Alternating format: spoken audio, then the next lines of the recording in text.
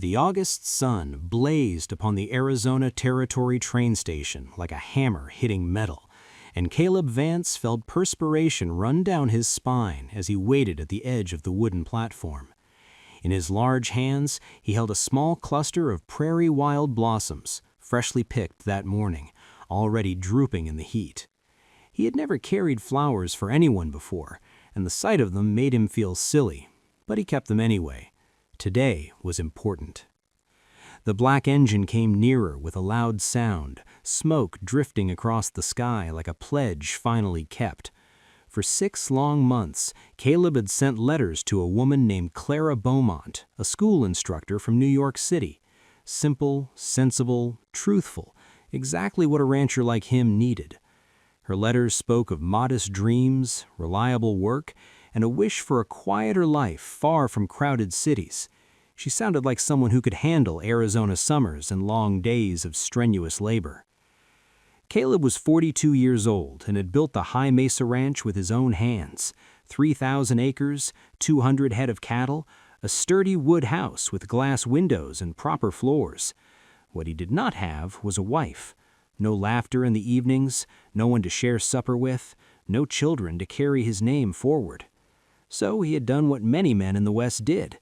He placed an advertisement and hoped. The train let out a sharp noise and stopped. Steam covered the platform, thick and white, hiding everything for a moment. Caleb straightened his jacket, brushed dust from his sleeves, and tried to slow his breathing. This was it. Then the steam cleared. The woman who stepped down from the train was not Clara Beaumont. Caleb's heart fell heavily into his stomach. The woman before him was beautiful in a way that made no sense out here. She wore a deep green silk dress that shone in the sunlight, fitted at the waist and trimmed with fine lace. Kid leather gloves covered her hands. A wide hat rested on her head, decorated with ribbons and feathers that looked far too expensive for Oakhaven. She moved like someone who had never carried water or cleaned floors. Her skin was pale and smooth. Her auburn hair escaped in soft curls beneath her hat, and her face was beautiful in a way that stopped talk around the platform cold. But it was her eyes that caught Caleb's attention. Golden, wide, very scared. She clutched a small beaded bag as if it were the only firm thing in the world. A baggage handler followed behind her, carrying 2 massive leather trunks that looked like they belonged in a city mansion, not a frontier town. People stared, mumbled. Someone muttered that she must be lost. The woman's gaze examined the crowd until it landed on Caleb, on the lone man holding wildflowers like a fool. Something passed over her face. Recognition, fear, acceptance. She walked toward him. Caleb could not move, could not speak. She stopped 3 feet away, close enough that he could smell her perfume, something floral and costly that made his head spin. "Mr. Vance," she said softly. Her voice was smooth and refined, touched with a southern accent. "Caleb Vance of the High Mesa Ranch." "Yes," he managed. She held out her gloved hand, formal and wrong in every way. "My name is Desiree Lowe. I believe you are expecting me." The world seemed to tip. Caleb's fingers squeezed around the flowers until the stems bent. "I was expecting Clara Beaumont," he said, "a school instructor." Color rushed into her cheeks. Her eyes dropped to the wooden planks beneath her feet. "Yes," she whispered, "about that." Caleb knew in that moment that nothing about his life was going to be easy anymore. He did not take her to the ranch. That decision came quickly and firmly. Whatever this was, it could not be worked out in front of half the town.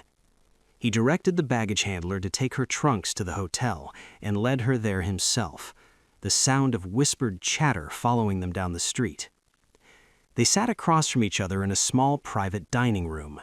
Caleb set the wildflowers on the table between them, already sinking. "Begin speaking," he said, "and tell me the truth."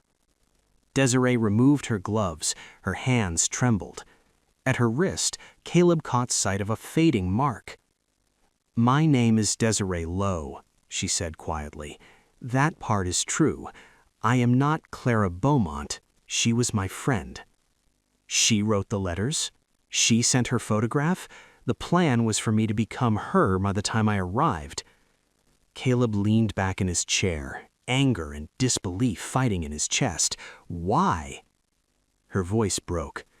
Because I was without options, because I had debts, because men were harming me when I could not pay, because I needed somewhere safe. Silence filled the room. Caleb stood and turned toward the window, staring out at the town he had built his life around.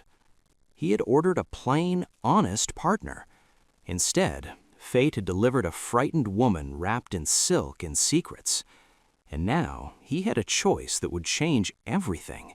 He could send her away or let her stay, and he had no idea which choice would destroy him.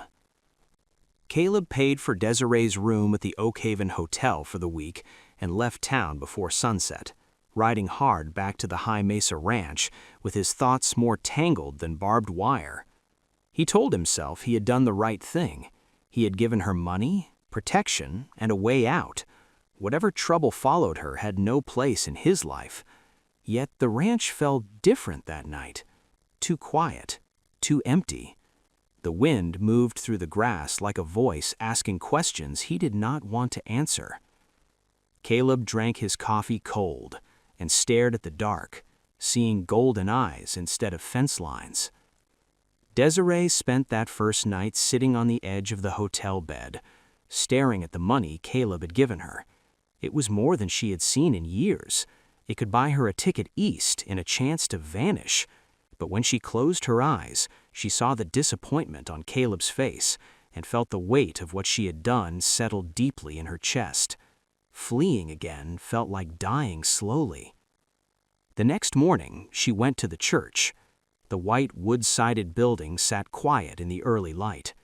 Desiree nearly turned back twice, but she forced herself forward and knocked.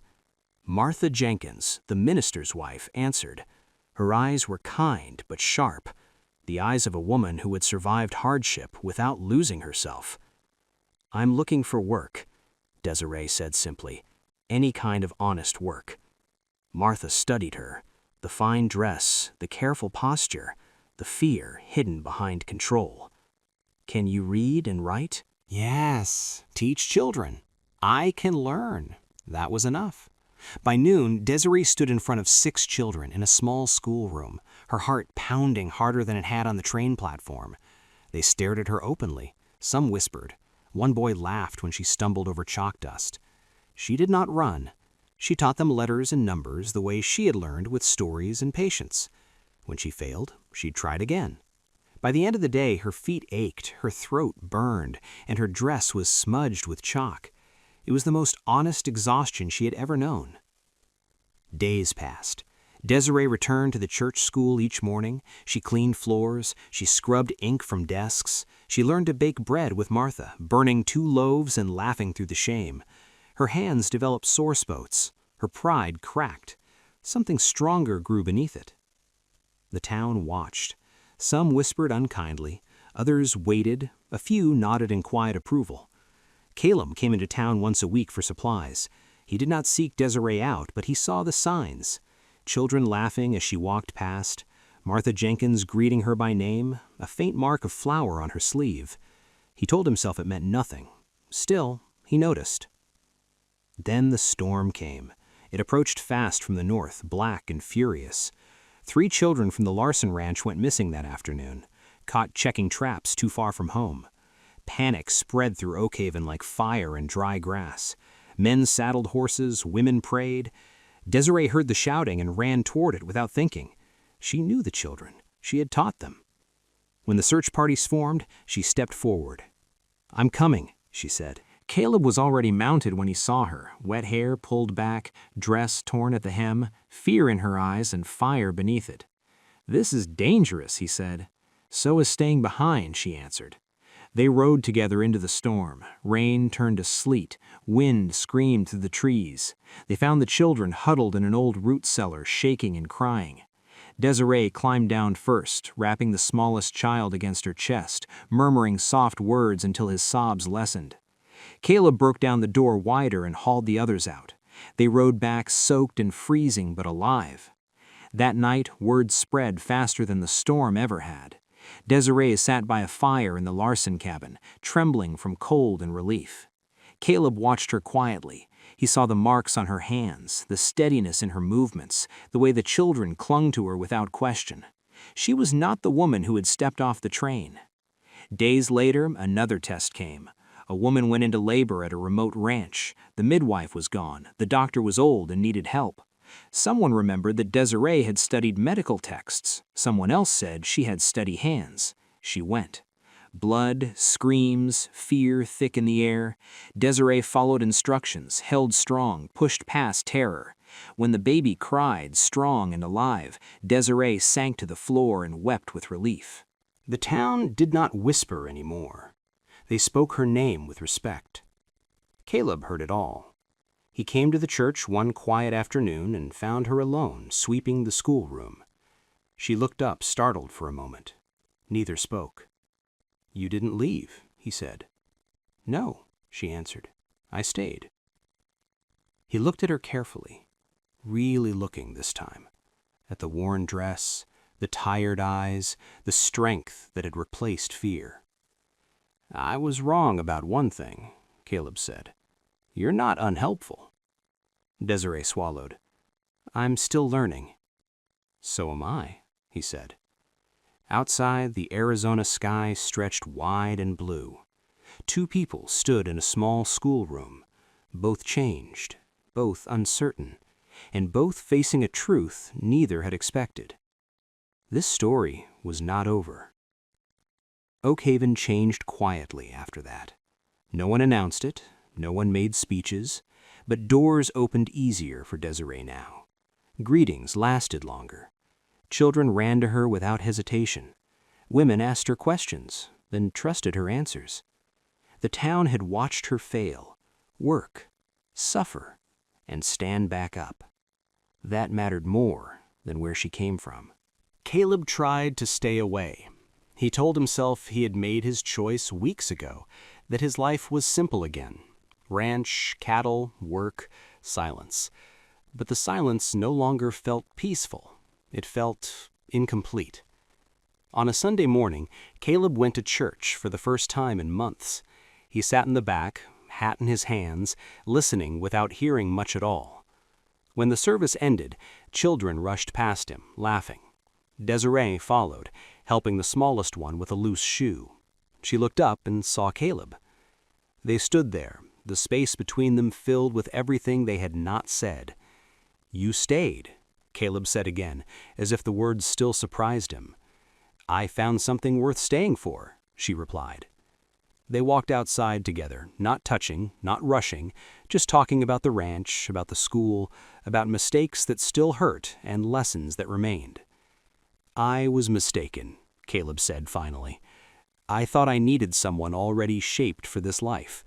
I didn't see that life does the shaping." Desiree met his eyes. "I was mistaken too. I thought I had to lie to survive. Turns out honesty was harder and better." The next week, Caleb asked her to walk with him after supper. The town noticed. They always did. This time the looks were softer, curious instead of sharp. They talked slowly, carefully. Caleb showed her the ranch, the house he built with his own hands, the land that tested him every season. Desiree listened and imagined, not with fear, but with quiet courage. "I won't promise you an easy life," Caleb said. "I don't need easy. I need real." Winter came early that year, harsh and unforgiving. Desiree learned to break ice from water barrels, learned to bake bread that fed more than pride, learned how silence could be full when shared. Caleb learned too. He learned patience when she failed, trust when she tried, joy in watching someone become strong instead of expecting strength from the start. In spring, Caleb stood in front of the church with Desiree beside him and spoke clearly so there could be no doubt. "I am asking this woman to be my wife, not because she fits a plan, but because she earned her place in my life." Desiree said yes with steady hands and clear eyes. Their wedding was simple. Wildflowers, sunlight, honest vows spoken without fear. The town gathered not out of curiosity, but pride. They had watched this story grow from its broken beginning. Marriage was not magic. Desiree struggled. Caleb stumbled, but they faced it side by side. She became a teacher, a healer, a ranch wife who knew how to work and when to rest. Caleb became a husband who listened and learned and loved without control. Years later, when travelers passed through Oakhaven, they heard the story about the cowboy who ordered a plain partner, about the wild woman who arrived instead, and about how both of them were changed forever because neither one ran when things went wrong. Some stories begin with lies. The rare ones end with truth.